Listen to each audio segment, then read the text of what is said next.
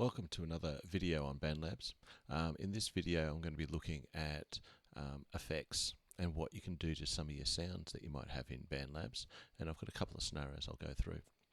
So over here, this is our add track screen, which some of you are familiar with now. We could be adding instruments, drum machines, voice, and real instruments, guitar, piano, bass, or piano, depending on what you want to plug in. And you've got your loops. Okay, so there's all these different sources, but you can put effects on most of these sources as well. So let's get started. For our first one, I'm going to be looking at MIDI instruments. So I've got my piano connected up here, and I've just got my MIDI controller keyboard connected up so I can play in. If you've got the ability to do that, fantastic. If you don't, it's a little bit harder, but it is possible to use your keyboards and manipulate and record different things that way. But what I want to look at is the effects. So this is just the stock piano sound coming straight out of Bandlabs, but we can customize it and make it sound a little bit more pleasing, depending on the situation. So if you come down to effects, you've got down here many different sorts of effects that you can be adding in. Okay, for the example I want to look at today is the delay effect. So here we've got a bit of a delay effect in here. So you can be affecting different sorts of things, the timing, the feedback, the HP filter, the LP filter. The dry level is more the initial original sound. The wet level is more the sound of the effect. And then the overall effect level of what we're doing here. So let's have a little bit of a listen just straight away. Okay, so already you can hear that delay. Okay, so what happens if I now move this? Let's just adjust a few of these settings. Okay, let's show my keyboard here.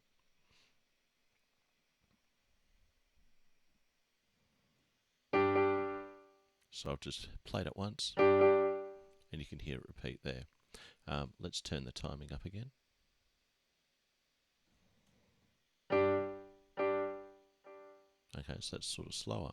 What happens if I turn it all the way up?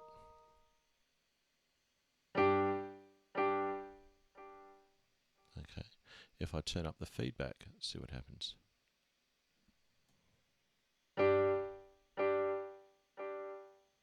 Now I'll play a series of notes.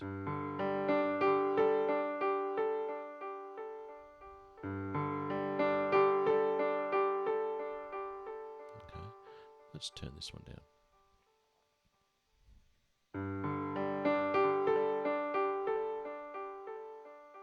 Okay, what happens if I turn up our dry signal, so our main signal?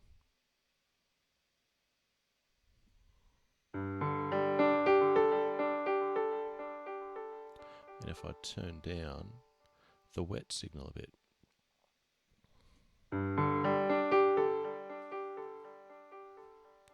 Now you can hear that it's sort of fading out now.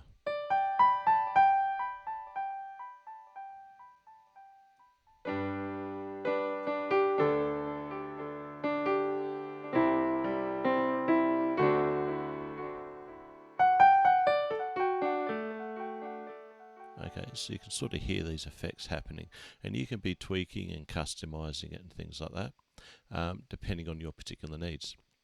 Okay, so that's on a piano.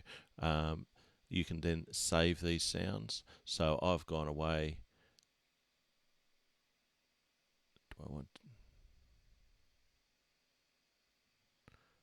And so I've been able to save a similar sound to what I've just created there, and you can be doing the same sort of thing. You could be applying delay effects or other sorts of effects on things.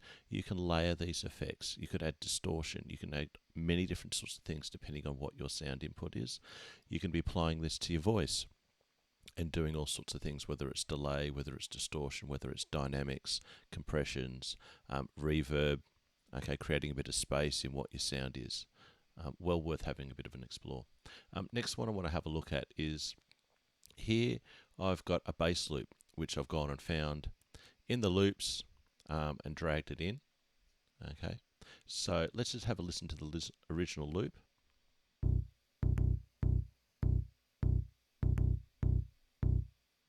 And then I've gone and literally copied it and just taken the first part of it. And so let's just have a listen to what I've done here. Okay, so I've just taken that first part. You're going to be applying effects to this whole channel. Okay, so one way that I found really helpful in trying to develop this is use the loop feature. So if I actually highlight this part, I can then play it, and then it repeats that section, which is really great when you're trying to manipulate the effects. So let's jump into the effects here and have a little bit of a look at this. And I might get the keyboard out the way this time. So what effects can we do? I'm going to have another go at this delay effect, but this time I'm going to put it on this bass and see what we can do with it. So here I've got that similar sound that I had on the piano. So let's just see what that does. Let's just adjust a few things.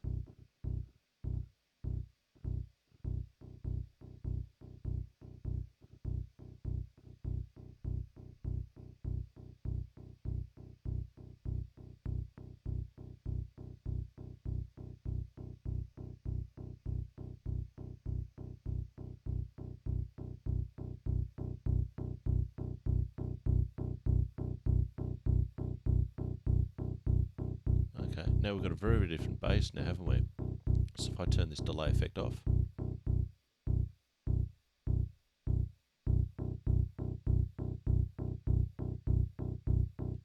okay, so, and that's just a quick example. If I go back to the beginning, have a little bit of a listen. I'll turn the delay off though. So here's the original sample. Turn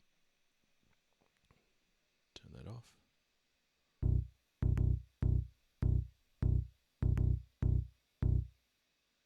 And then what we've created.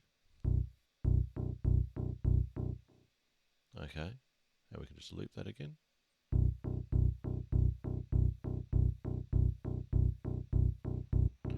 Okay, so there's a lot of different sorts of things. I've just taken one example of a little recording. This could be a voice clip, this could be a guitar piece, this could be many different sorts of things where you're applying different sorts of effects. You can again layer the effects that you want to be doing on these different sorts of sounds, saving your custom effects. I recommend doing that. If you create something that sounds really, really good, you might want to apply it to other instruments or other situations, so making sure you're saving those. I hope you enjoyed this little bit of an insight of what you can do with effects. I've mostly just focused on delay, but have a bit of an explore and just see what you can come up with the designs of your sounds and your compositions. Thanks again.